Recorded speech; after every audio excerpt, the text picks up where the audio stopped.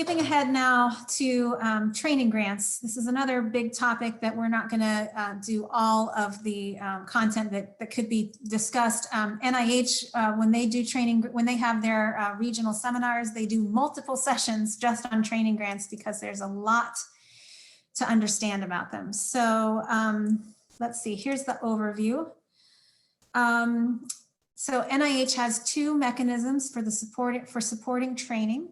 One is the individual fellowship or F awards, which are issued to pre and postdoc trainees who have proposed a specific research project in line with that particular funding opportunity specialty. So this is basically like what the PIs, when they submit an R01, the fellow is submitting, you know, an F30 or an F31 or an F32, which is a small research project of their own.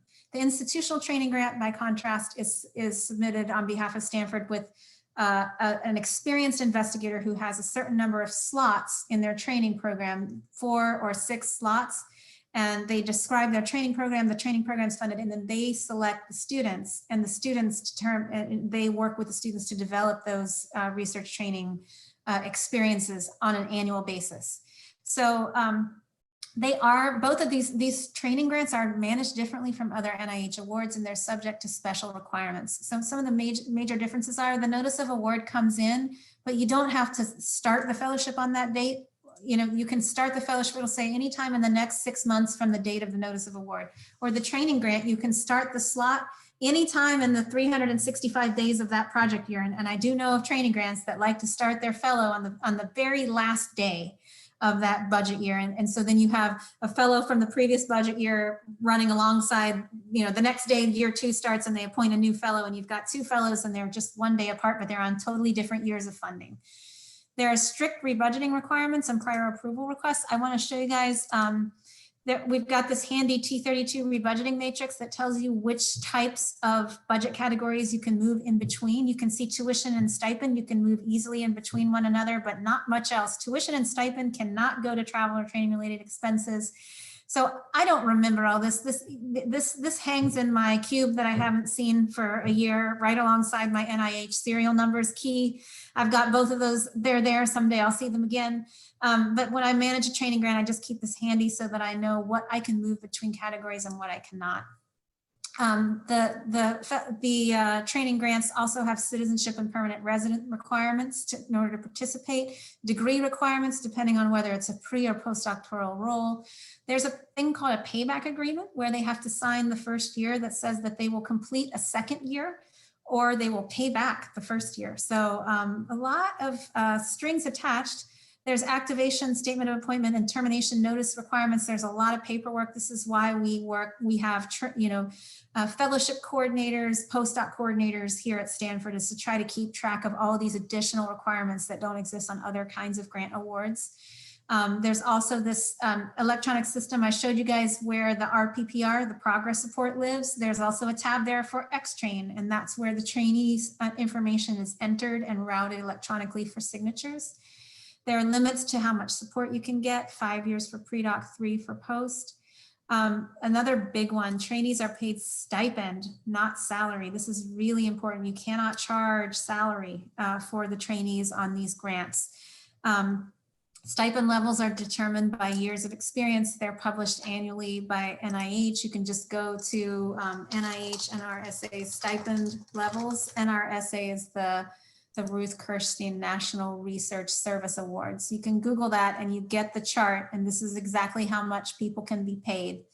So you can look it up there. There's a new release every year, just like there is for the NIH cap. There's no fringe benefits, but there is a lump sum institutional allowance. The F&A rate is limited to 8%, and automatic carry forward is not generally allowed. So I've got a ton of resources in here to kind of give you more details on training grants. This is the most recent NIH regional seminar that was in person, I should say. 62 slides directly from the NIH on how to administer training awards. So if you're working on them, I strongly recommend you check that out. We did one here at Department of Medicine with OSR post-award accounting with a lot of tips about how to manage these awards. So check out that information. Training grants. This was a presentation presented by Tim Reuter, the head of OSR post-award accounting. And the reason for this was that Stanford was not doing too well with managing training grants, and NIH was contacting us a lot and asking for corrections. And so they said they mandated that our post-award structure do a training. And so Tim held this training, and you can see he's also using some of the NIH slides. He has a real grab bag in here. He threw in all his favorite slides and put in some red type. So check it out. This is what Tim Reuter, basically he built this based on the kind of problems that we were having at Stanford with these. There's also an Office of Research Administration brown bag session about how they're set up internally. Here's an example of how these trainee appointments can start on different days and kind of run concurrently with one another, and how the green boxes are paid by year 27 funds, the blue ones by 28. It can be very, very confusing. Another thing I want to make sure that you guys feel comfortable doing is going to the NIH grants policy statement for institutional training grants. You can actually just Google that and the whole policy will come up. A lot of times I skip the PowerPoints and I go straight to the source.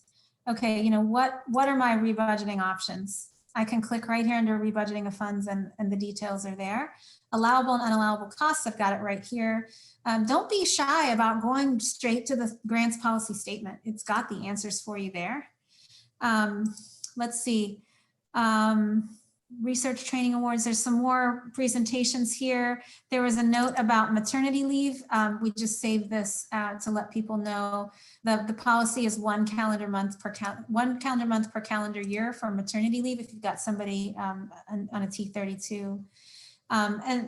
And there is a lot of information here on trainee electronic entry systems, the NIH ones and the Stanford ones. So just a lot of reference information if you find yourself working on these training grants.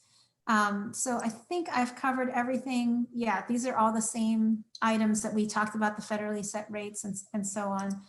Another thing some more reference information I just want to point you to, again, I'm not going to be able to go over all the details, is postdoc administration and just some of the things that are unique to Stanford about working with postdocs when postdocs are charging to your projects.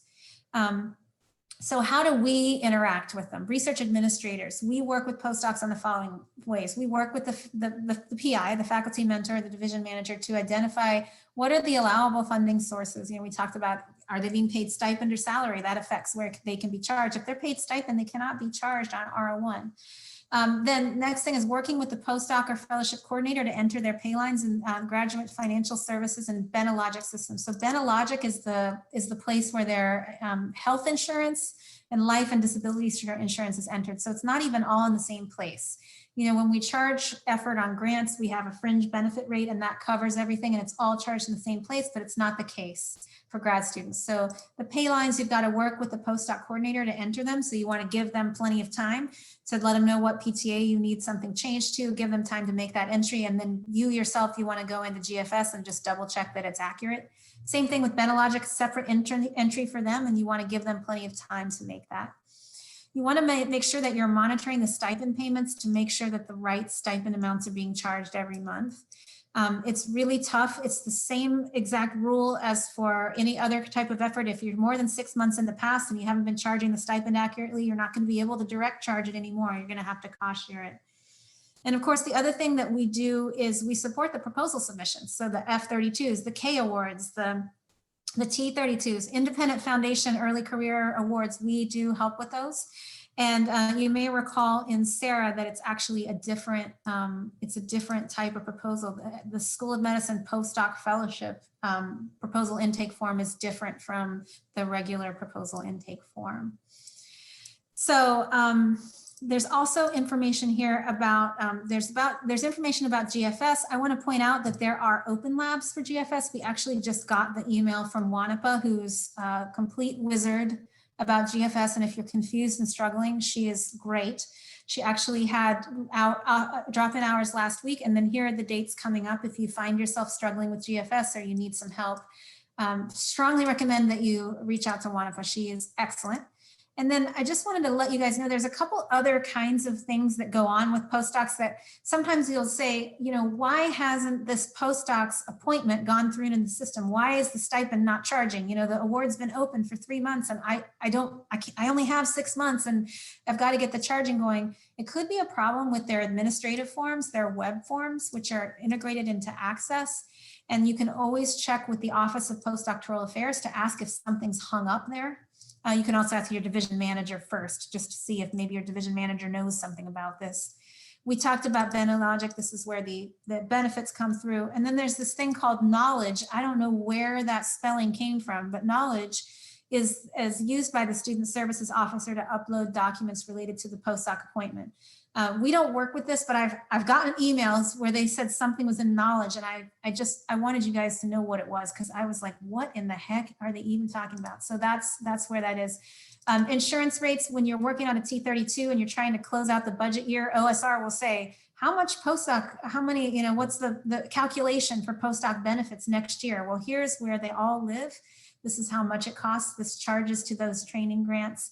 And then I've got salary tables out here too, to kind of give you a sense of if you've got a grad student, what can you expect the charging to be based on their type of appointment. So lots of details here. If these particular situations apply to you, it's a whole separate world, postdoc administration.